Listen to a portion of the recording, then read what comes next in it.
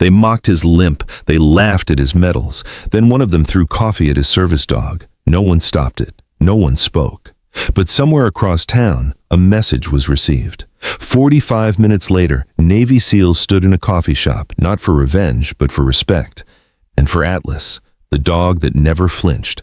If you think real strength stays silent until it's needed most, hit like, comment, honor, and subscribe for stories that remind us who the real warriors are. Marcus "Tank" Rodriguez had been following the same routine for 3 years now. Every Tuesday morning at 9:30 a.m., he would walk into Brewster's Coffee House on 5th Street with his golden retriever service dog, Atlas. The routine was important, not just for Marcus, but for Atlas too. After losing his left leg and suffering severe PTSD from an IED explosion in Afghanistan, Marcus relied on these predictable moments to keep his anxiety at bay. Atlas wore his official service dog vest, clearly marked with patches identifying him as a working animal. The dog had been trained for 2 years to detect Marcus's panic attacks before they escalated, retrieve his medication, and provide deep pressure therapy when the nightmare struck. Today seemed like any other Tuesday until Marcus noticed the group of college-age kids at the corner table. "Look at that fake soldier," one of them snickered, loud enough for Marcus to hear. "Probably bought that dog online to get free coffee." Marcus's jaw tightened, but he'd learned to ignore such comments.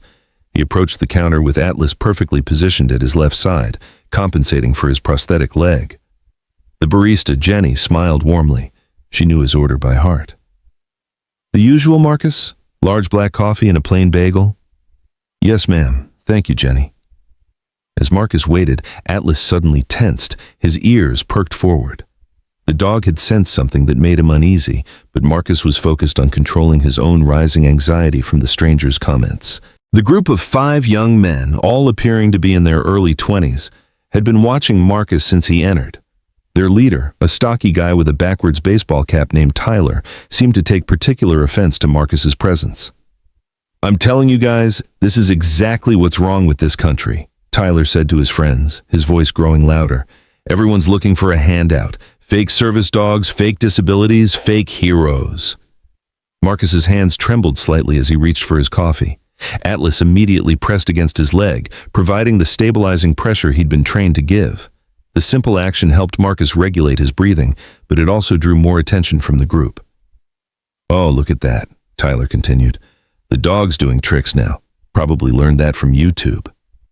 Marcus turned to face the group. "Excuse me, but I'd appreciate it if you kept your opinions to yourself. We're not bothering anyone." Tyler stood up, his friends following suit. "Actually, you are bothering us. This is a public place and we don't want to eat around some fake service animal. Those things shed and who knows what diseases they carry." The coffee shop had gone quiet. Other customers looked uncomfortable, but no one intervened. Jenny behind the counter looked concerned but unsure of what to do.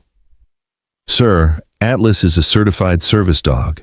He's here to help me with my disability, which is my right under the Americans with Disabilities Act." Tyler laughed mockingly. "Disability? You walked in here just fine. What's your disability, being a coward?" Marcus felt his heart rate spike. Atlas immediately responded, positioning himself between Marcus and the group while maintaining his calm demeanor. The dog's training was impeccable. He showed no aggression, only protective positioning. "Listen, I don't want any trouble," Marcus said, his voice steady despite the storm brewing inside him. "I'm just here for coffee." Tyler's friend, a tall kid named Jake, decided to join in. "Yeah, well, we don't want to be around fake military and their fake dogs. Why don't you take your prop and go find another coffee shop?" Marcus had been through hell and back. He'd lost friends in combat, spent months in rehabilitation learning to walk again, and battled nightmares that still haunted him. But he'd also learned that sometimes walking away was the stronger choice. "Come on, Atlas, let's go." As Marcus turned to leave, Tyler made a decision that would change everything. He grabbed his large iced coffee and hurled it directly at Atlas. The cold liquid splashed across the dog's face and service vest, soaking the animal who had done nothing but provide comfort to a wounded veteran. Atlas shook his head, coffee dripping from his fur, but remained perfectly calm.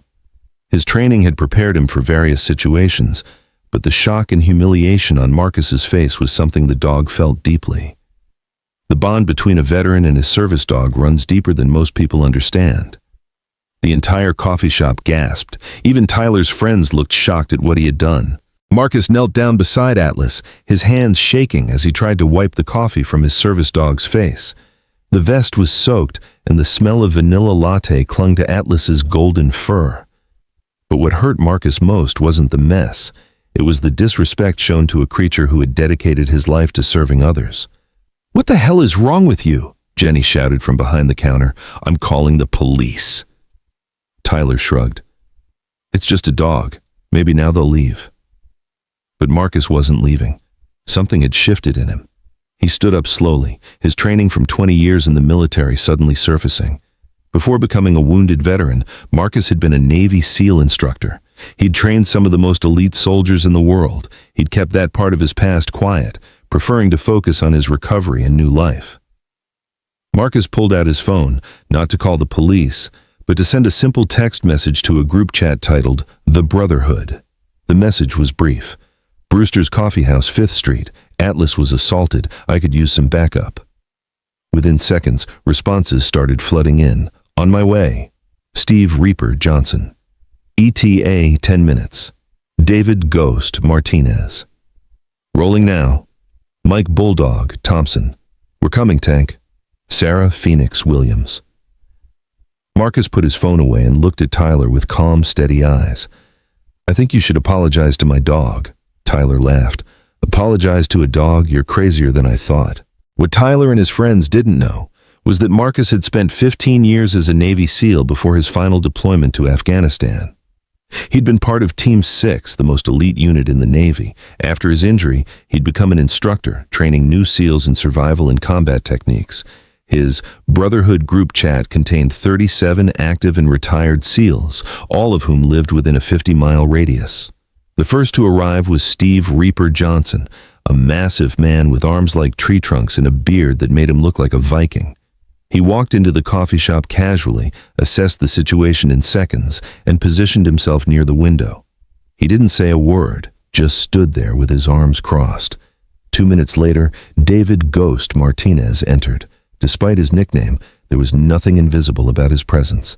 He was followed by Mike Bulldog Thompson, whose scarred face told stories of battles in distant lands. Tyler's confidence began to waver. Who are these guys? Marcus remained calm, continuing to clean Atlas with napkins Jenny had brought over. Just some friends of mine. Sarah Phoenix Williams arrived next, and her presence was perhaps the most intimidating of all. She was a former Navy SEAL who had served 3 tours in Iraq and 2 in Afghanistan. Her reputation preceded her. She was known for never backing down from a fight. By now, Tyler and his friends were beginning to realize they might have made a serious mistake. The coffee shop felt smaller with each new arrival, and these weren't ordinary customers. These were warriors, and they had a look in their eyes that suggested they'd seen things most people couldn't imagine. Marcus stood up slowly, Atlas now clean but still damp from the coffee attack. He looked at Tyler with the same calm intensity he'd used when training Navy SEALs to handle hostile situations. "I want to give you one more chance to apologize to my dog," Marcus said quietly. Tyler tried to maintain his bravado, but his voice cracked slightly. "I'm not apologizing to anyone. This is America, and I can say whatever I want." Marcus nodded. "You're absolutely right. This is America, and in America, we have men and women who sacrificed everything to protect your right to say whatever you want." He reached into his wallet and pulled out a small leather case. Inside was his identification. Marcus Rodriguez, Senior Chief Petty Officer, United States Navy SEALs, Team 6. He also had his Purple Heart Citation and Silver Star Commendation. "I spent 15 years in the Navy SEALs," Marcus continued. "I lost my leg and several friends protecting the freedom you just exercised.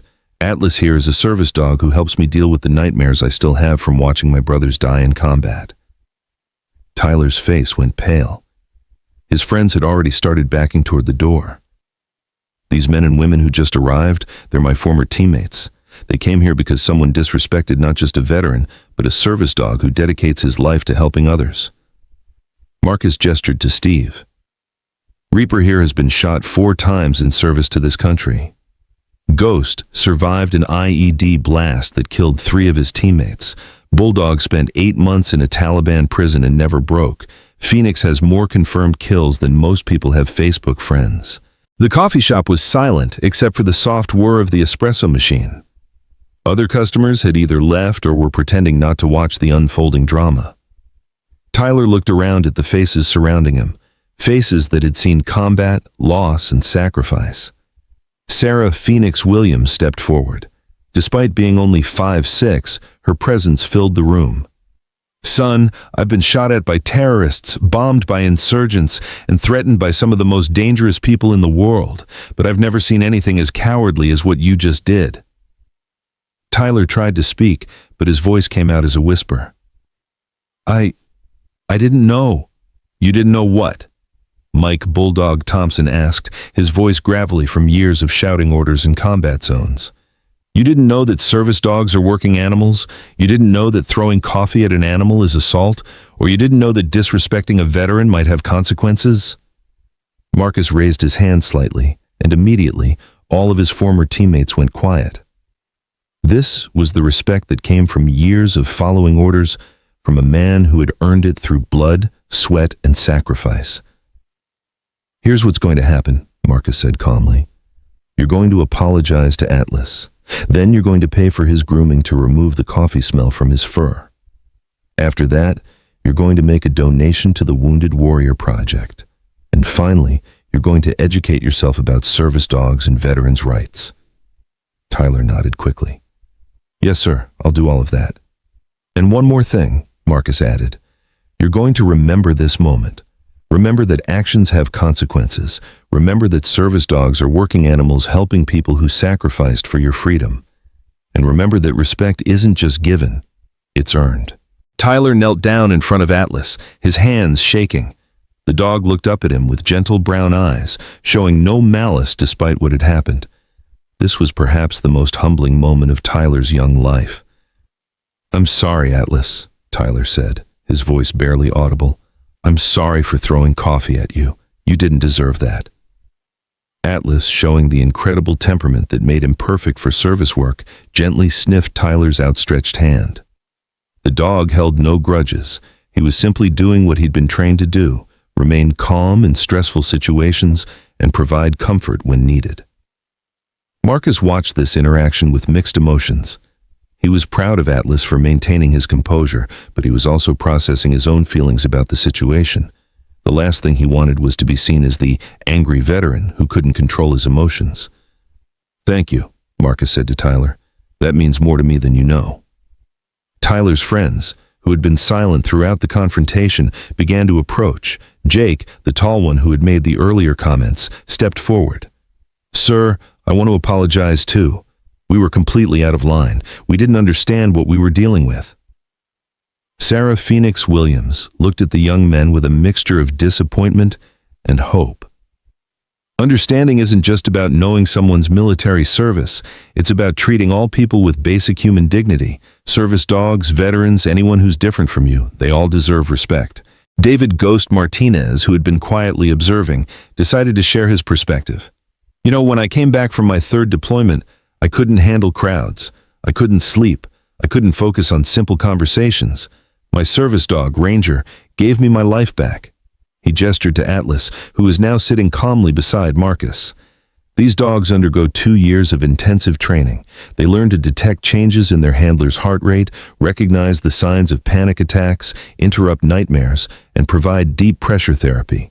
They're not pets. They're medical equipment with fur and a heartbeat. Mike Bulldog Thompson added, "In the military we have a saying, leave no man behind. That doesn't end when we come home.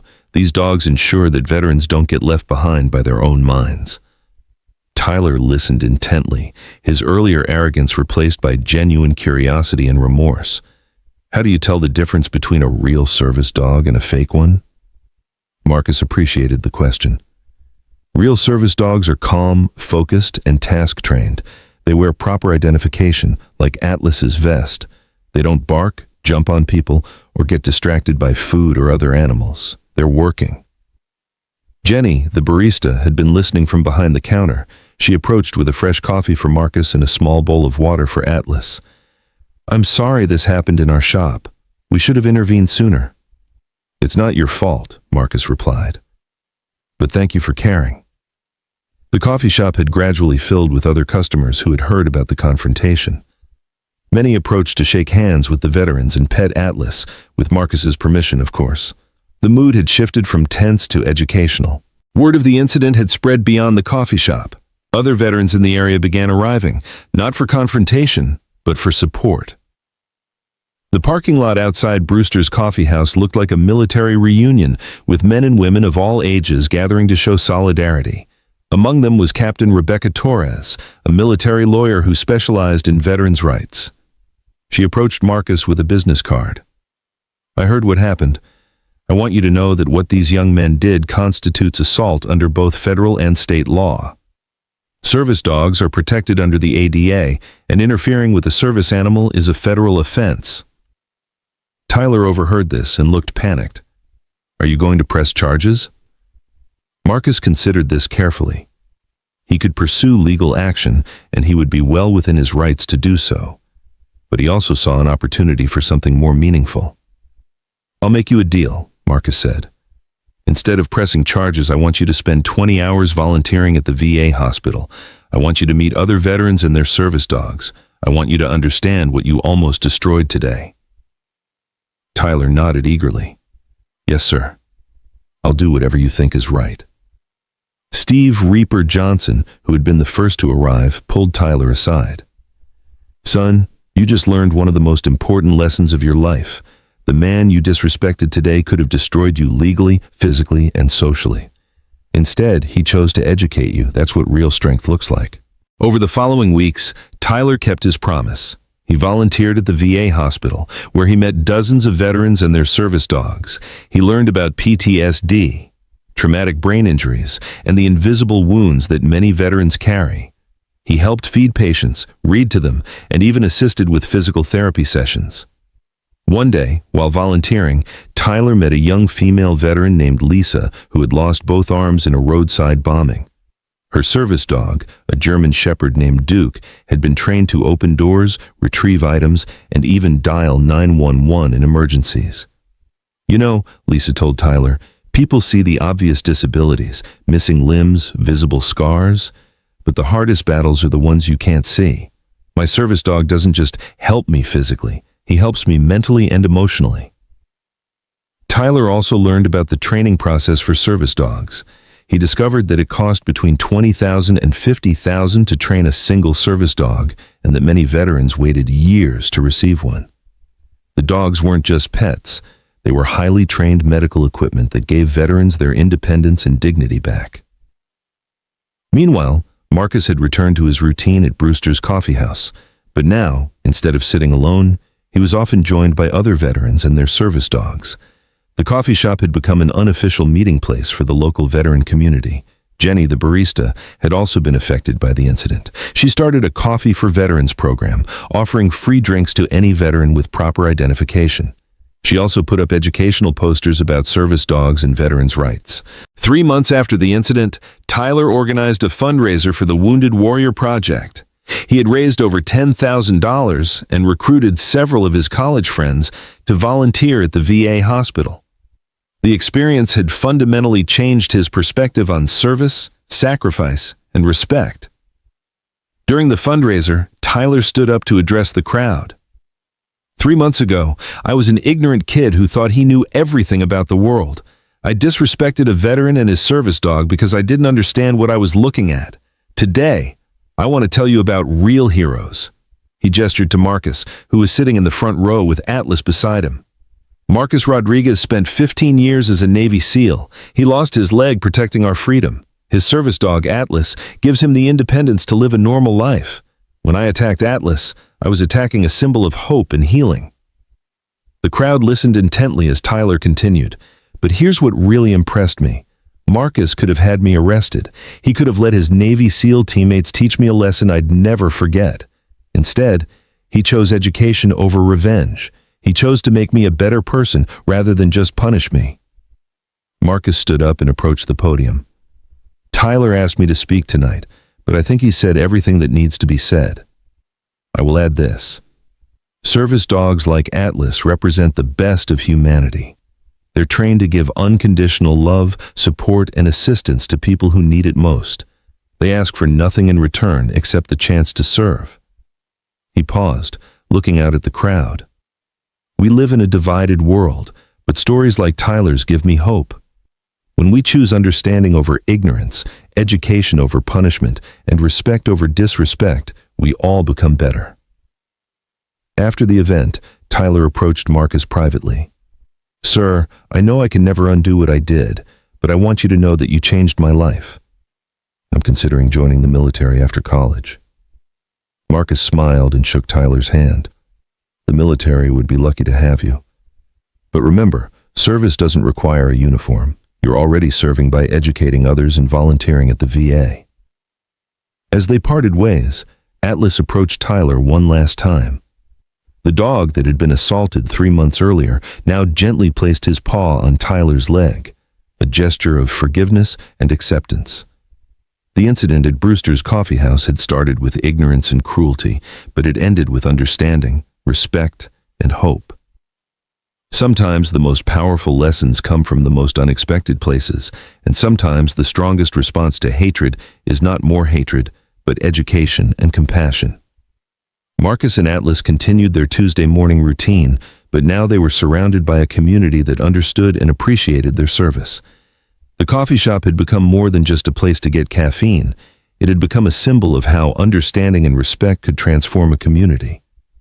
And somewhere in the city, a young man who had once thrown coffee at a service dog was now spending his time helping other veterans heal, proving that redemption is possible when good people choose to educate rather than retaliate.